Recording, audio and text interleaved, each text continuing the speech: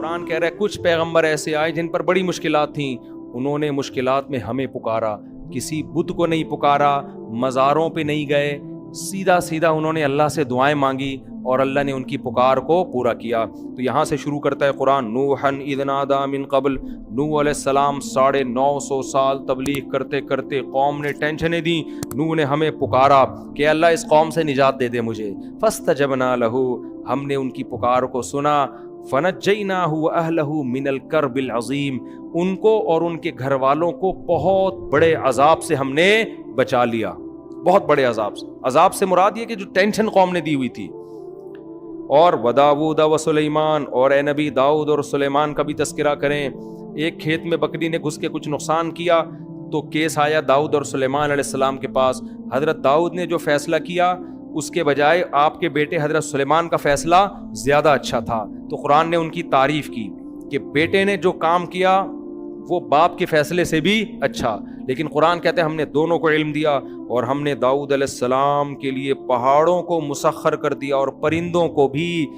پرندے اور پہاڑ، داؤد علیہ السلام جب تسبیح پڑھتے تو پرندے بھی اور پہاڑ بھی ان کے ساتھ لا الہ الا اللہ کا ذکر کرتے۔ یہ معجزہ تھا داؤد علیہ السلام کا۔ یہ معجزے کیوں ملے یہ میں پہلے درسوں میں بیان کر چکا ہوں۔ داؤد علیہ السلام کی بہادری تھی نا، جالوت کو قتل کیا تھا انہوں نے، بھول گئے کیا آپ لوگ؟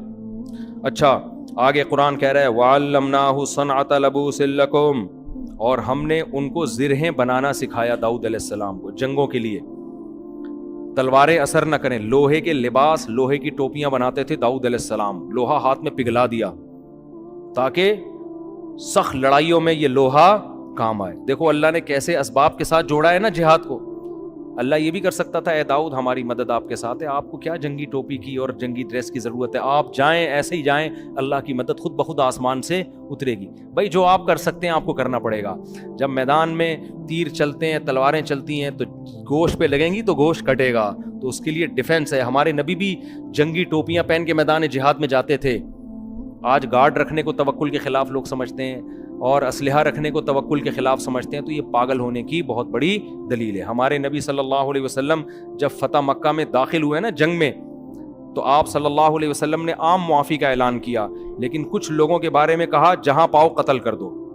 تو ابن خطل تھا غالباً، ایک بڑا بدبخت صحابی نے کہا یا رسول اللہ وہ غلاف کعبہ سے پکڑا ہوا ہے اس نے اور پناہ مانگ رہا ہے۔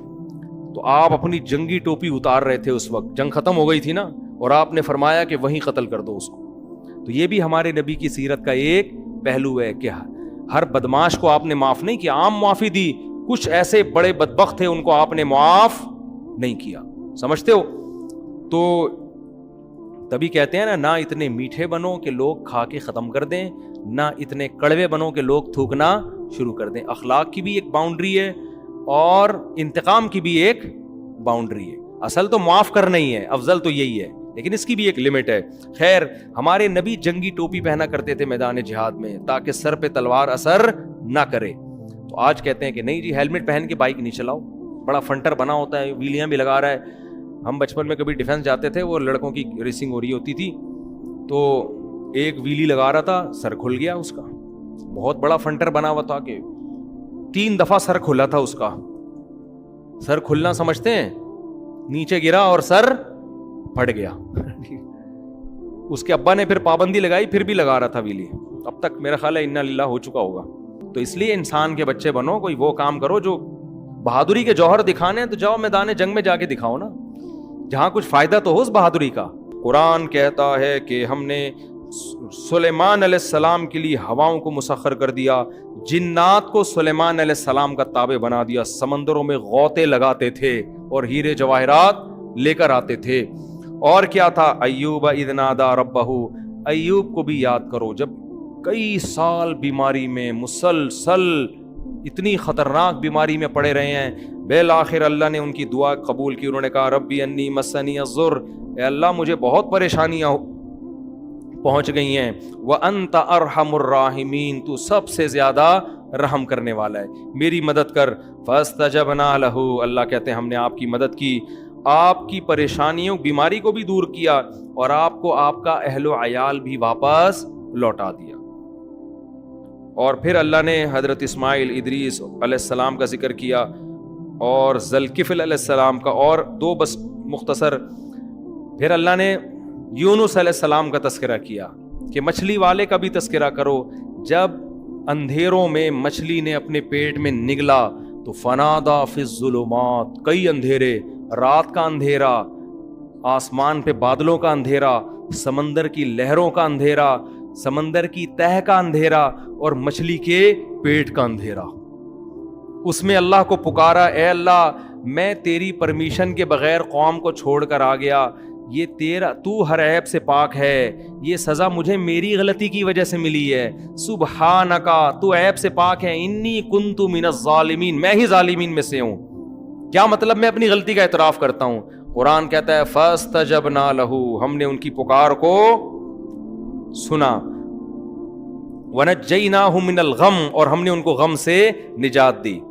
کہاں گئے وظیفے بھائی؟ یونس علیہ السلام نے کوئی وظیفے کیوں نہیں پڑھنا شروع کر دیے وہاں بیٹھ کے؟ پیغمبروں میں آپ کو وظیفے نہیں ملیں گے، دعائیں ملیں گی، دعائیں. آج یہی لا الہ الا انت سبحانک انی کنت من الظالمین جو ہے نا، 1000 دفعہ پڑھ لیں گے، جائز ہے، میں منع نہیں کر رہا. ادھر ادھر گانے بجانے سے تو بہتر ہے کچھ اللہ کا نام وظیفوں کے طور پہ پڑھ لو. لیکن جو روح کیا ہے، روح یہ نہیں ہے کہ آپ پڑھو، روح یہ ہے کہ مانگو. یونس علیہ السلام نے لا الہ الا انت کا وظیفہ نہیں پڑھا، بلکہ اللہ سے دعا مانگی عاجزی کے ساتھ کہ مجھے بچا لے اس غم سے، تو اللہ نے بچا لیا. پھر قرآن کہتا ہے اور زکریا کا بھی تذکرہ کریں، بڑھاپے میں بیوی 5 اور اللہ سے دعا مانگ رہے ہیں، اے اللہ مجھے اکیلا نہ چھوڑ، تو بہترین وارث ہے، مجھے بھی کوئی وارث دے دے. اللہ کہتے ہیں فاستجبنا لہ، ہم نے ان کی پکار کو قبول کیا. بڑھاپے میں ووہبنا لہ یحییٰ، ہم نے ان کو یحییٰ علیہ السلام دیے، اور ہم نے ان کی بیوی کو صحت دے دی، بانجھ پن دور کر دیا، بڑھاپا بھی ختم کر دیا. کیوں؟ یہ ایسے عجیب و غریب کام ان کے لیے کیوں ہو رہے تھے بھائی؟ نارمل لوگوں کے لیے عام طور پر ایسا ہوتا نہیں ہے، بڑھاپے میں اولاد مل رہی ہو. قرآن کہتا ہے انہم کانوا یسارعون فی الخیرات، زکریا علیہ السلام اور ان کی بیوی نیکیوں میں ایک دوسرے سے آگے بڑھتے تھے، صدقات و خیرات میں، نماز میں، عبادت میں، تلاوت میں، یہ ایک دوسرے سے آگے. وَيَدْعُونَنَا رَغَبًا وَرَهَبًا، اور یہ ہمیں اللہ کی امید اور خوف سے دعائیں مانگا کرتے تھے ہم سے. تو اس سے کیا پتہ چلتا ہے؟ وَكَانُوا لَنَا خَاشِعِينَ، اور ہم سے ڈرتے تھے. اس سے پتہ چلتا ہے جس گھر میں اللہ کی عبادت ہو، صدقات و خیرات کا معمول ہو، اور جس گھر میں دعائیں مانگنے کا معمول ہو، تو پھر ان کے ساتھ اللہ تعالیٰ ایسے معاملات کرتے ہیں جو دوسروں کے ساتھ نہیں کرتے. بڑھاپے میں اولادیں مل رہی ہیں ان کو، اور آج گھروں میں یہ سارا ماحول کیا ہو گیا ہے؟ ختم. ہر وقت موبائل گیم چل رہے ہوتے ہیں، ڈرامے چل رہے ہوتے ہیں، گانے چل رہے ہوتے ہیں، فلمیں چل رہی ہوتی ہیں.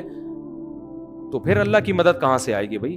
جو اللہ کی خاطر گناہوں سے بچتے ہیں، گھر میں عبادت کا ماحول ہوتا ہے، تو اللہ ان کے ساتھ ایسے کام کرتے ہیں، ایسا پروٹوکول دیتے ہیں تو دوسروں کے ساتھ نہیں.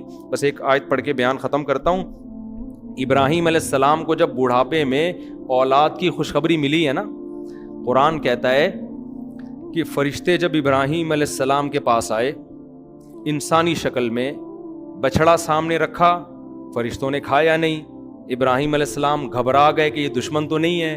انہوں نے کہا نا نا نا، ہم تو اللہ کے فرشتے ہیں، ہم کھانے کی ہمیں رغبت نہیں، یہ تو ہمارے لیے پتھر ہے.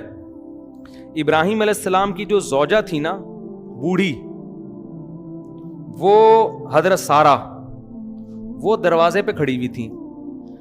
بوڑھی عورتیں جو ہے نا، وہ دروازے پہ کان لگا کے سن رہی ہوتی ہیں. اگر ان کو خطرہ ہوتا ہے کہ پتہ نہیں کوئی، کیونکہ انہوں نے دیکھا نا اجنبی بندے ہیں. ویسے اصولی طور پر کوئی بندہ آپ کے شوہر کے ساتھ بات کر رہا ہو نا، تو عورت کو چاہیے کان لگا کے نہ سنیں. خواتین سن رہی ہوتی ہیں، دیکھو کوئی دوسری شادی کی بات تو نہیں چل رہی کہیں. موبائل میں بھی جھانک رہی ہوتی ہیں کہ یہ ستار واقعی ستار ہے، کائنات تو نہیں ہے کہیں یہ.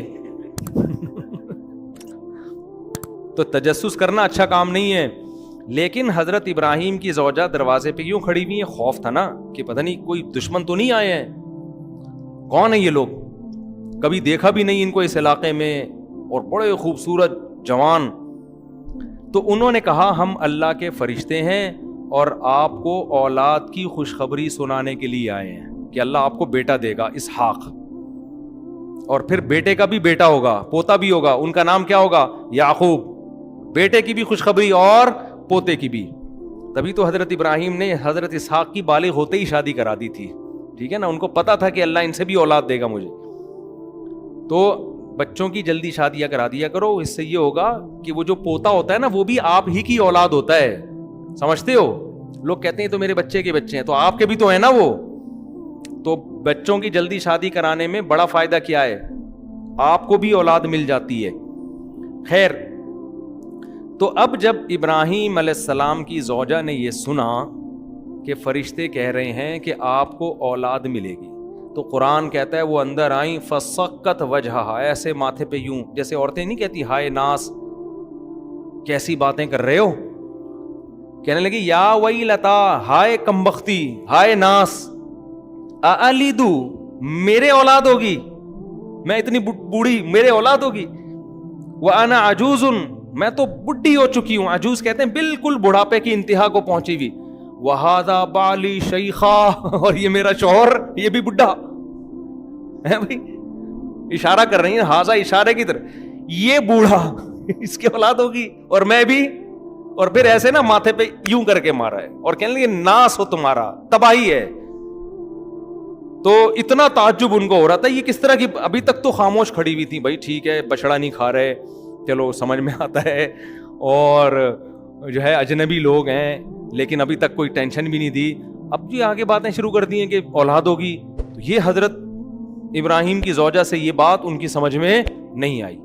یہ کیسی بات ہے, اب تم نے غلط باتیں, اب میں چپ نہیں رہوں گی, وہی اب میں خاموش نہیں رہوں. آ کے ایسے ماتھے پہ یوں کر کے مارا ہے اور کہنے لگی یا ویلتا, ہائے بدبختی. ویل کہتے ہیں بربادی, تباہی کو, ہائے بربادی, ہائے تباہی, ہائے ہلاکت. الیدو, میرے اولاد ہوگی, وانا عجوز, میں اتنی بڈھی, وہذا بالی شیخا, اور یہ میرا میاں یہ بھی اتنا بوڑھا.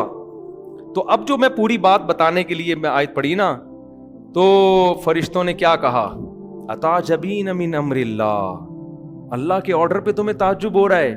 رحمت اللہ وبرکاتہ علیکم اہل البیت, اے گھر والو تم عام لوگوں کی طرح نہیں ہو, تم تو سلیکٹڈ خاندان ہے تمہارا, تم نے شرک کے راستے کو چھوڑا, تمہارے گھروں میں سخاوت ہے. سخاوت تھی نا کہ مہمان آ کے بیٹھے ہیں, ابھی پوچھا نہیں ہے کون ہو کہاں سے آئے ہو, بچڑا پہلے لا کے رکھ دیا. ہم تو کباب چائے نہیں لا کے رکھتے پہلے, بھائی تو بتا, میں تو نالائق آدمی ہوں, میں تو اسی طرح کرتا ہوں, بندہ ہے کون بھی کہاں سے آیا, کیوں آیا, بغیر پوچھے آیا, اتنے سارے ہمارے یہاں تو پریشانیاں ہیں نا. اور بعض دفعہ تو لوگ چائے کا پوچھ اس لیے رہے ہوتے ہیں تاکہ وہ کہے, میں بتاتا ہوں نا, ہمارے ایک دوست گئے اپنے کسی گھر میں, ان سے پوچھا کہ آپ نے کھانا کھا لیا, انہوں نے کہا نہیں کھایا. مجھے خود بتا رہے تھے, کہہ رہے مجھ سے پوچھا کھانا کھا لیا, میں نے کہا نہیں کھایا. کہہ رہے کھایا ہوتا تو چائے پلاتا, آپ چائے سے بھی گئے اور کھانے سے بھی گئے. یہ تو ہماری سخاوت ہے.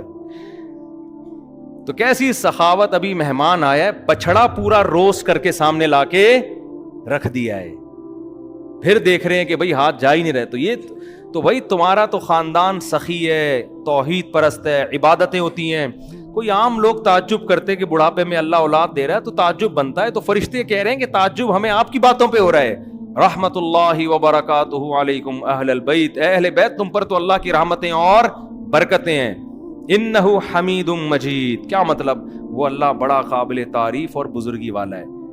یہ کیسی تعریف ہے اس کی کہ تم اس کے لیے قربانیاں دو اور وہ تمہارے لیے کچھ بھی نہ کرے. وہ تو قابل تعریف ہے, جتنا تم کرو گے وہ کئی گنا اس سے تمہارے لیے زیادہ کرے گا. تو یہ میں پوری تقریر اس لیے کر رہا ہوں, گھروں کے ماحول کو صحیح کرو.